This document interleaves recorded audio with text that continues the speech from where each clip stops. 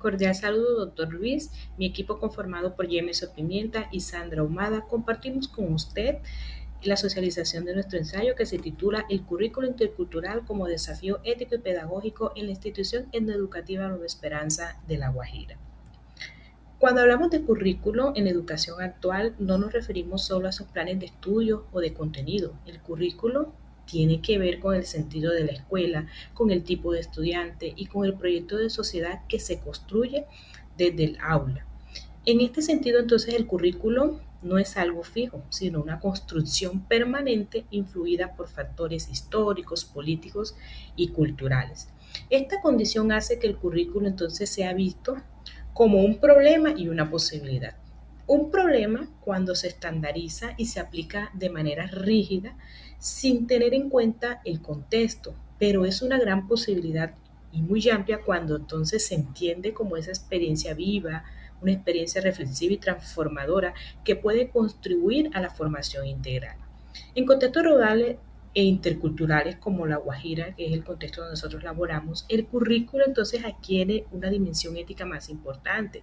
Ya aquí no se trata únicamente de diseñar contenidos formales, sino de reconocer su diversidad cultural, lingüística y social del estudiante. Y entonces a partir de allí construir puentes entre los saberes escolares y los saberes propios de la comunidad.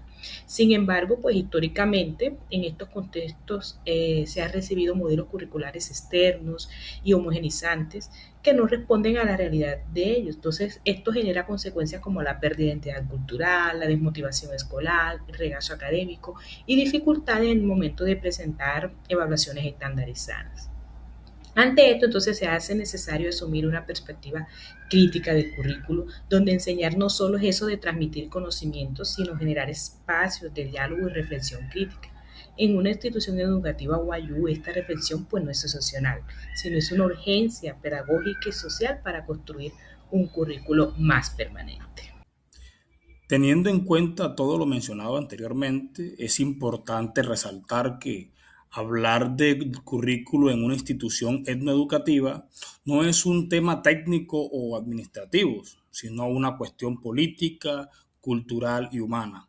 El currículo no se limita a organizar contenidos, también define qué saberes se valoran, qué identidades se reconocen y quiénes quedan en desventaja dentro del sistema educativo. El principal problema estructural se encuentra en la ruptura entre el currículo oficial estandarizado y la etnoeducación aplicada en las escuelas. Walsh 2009 señala que muchas propuestas interculturales existen más en el discurso que en la práctica.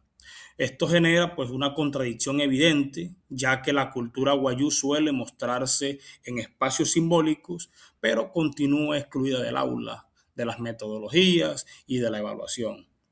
Cuando el currículo ignora el territorio, la lengua y la cosmovisión del estudiante, deja de formar y comienza a imponer. Pues Freire 2005 advierte que este modelo reproduce una educación bancaria centrada en transmitir contenidos, pero muy débil en la construcción de identidad, lo que se convierte este vacío identitario en un origen de múltiples conflictos pedagógicos. De esta ruptura surge directamente la problemática lingüística.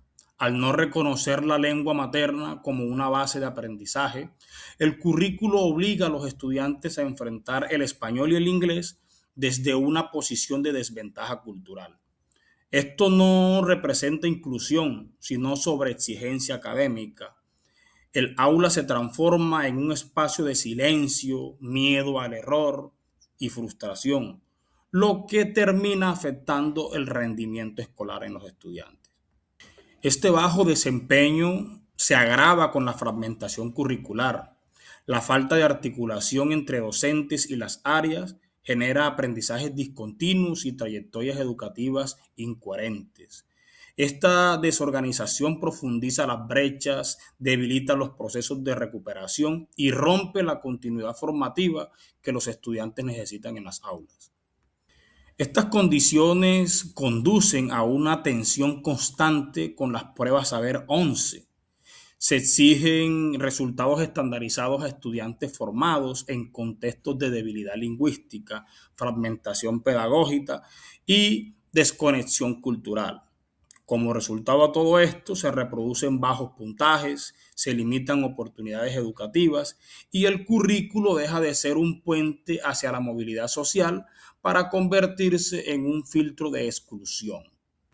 A todo esto se suman las condiciones socioeconómicas y socioemocionales del contexto, la pobreza, la inseguridad alimentaria, el trabajo infantil y el desgaste emocional atraviesan la vida escolar, mientras el currículo continúa actuando como si todos los estudiantes partieran de las mismas condiciones, lo que evidencia una profunda injusticia estructural. Lo más preocupante es que estos problemas no actúan de forma aislada. La exclusión cultural debilita la lengua, la debilidad lingüística afecta el aprendizaje, la fragmentación pedagógica aumenta el bajo rendimiento y este refuerza la presión evaluativa. Así se construye un currículo de exclusión educativa que se repite año tras año. Pues romper esta dinámica es una tarea urgente. Se requiere un currículo intercultural real, lingüísticamente inclusivo, pedagógicamente coherente y centrado en la dignidad humana. El reto no es solo mejorar indicadores, sino transformar el sentido de la educación para que la escuela deje de reproducir desigualdades y se convierta en un espacio de justicia social y cambio educativo. Entre las conclusiones tenemos en primer lugar que se dice que el principal problema del currículo en contextos educativos guayú no está solo en estructura o en falta de normas, sino en la ausencia de una visión institucional que convierta la interculturalidad en prácticas pedagógicas reales. En segundo lugar, tenemos que la interculturalidad no puede seguir tratándose como un complemento del currículo, sino como un principio organizador, siendo capaz de transformar las relaciones de saber, de poder y de participación. Sin este cambio, pues entonces las propuestas curriculares se van a quedar solamente en lo simbólico y no van a lograr un impacto real. Otro aspecto clave es de entender que el currículo es una herramienta de justicia social, que por ejemplo en el contexto guayú la educación debe fortalecer las capacidades reales de los estudiantes, su identidad cultural y su autonomía, así como su participación en la comunidad. Ante cualquier reforma curricular, solo será sostenible si se fortalece esa cultura institucional, invirtiendo, por ejemplo, en el desarrollo profesional docente, promoviendo liderazgos pedagógicos interculturales y construyendo comunidades de aprendizaje que estén comprometidas con el contexto. Desde el punto de vista de la evaluación, el reto no va a ser elegir entre identidad cultural y rendimiento académico, no, sino diseñar esas formas de evaluación más flexibles y que sean contextualizadas. Finalmente, esta reflexión va a llevar a una conclusión humana y ética donde el currículo no es neutral, define quién puede aprender sin renunciar a su identidad. En educación guayú, un currículo crítico debe posicionarse entonces del lado de la dignidad, del lado del reconocimiento cultural y la esperanza, porque este entonces se va a convertir en una verdadera herramienta de transformación social. Tenemos aquí entonces también algunos referentes bibliográficos y muchísimas gracias.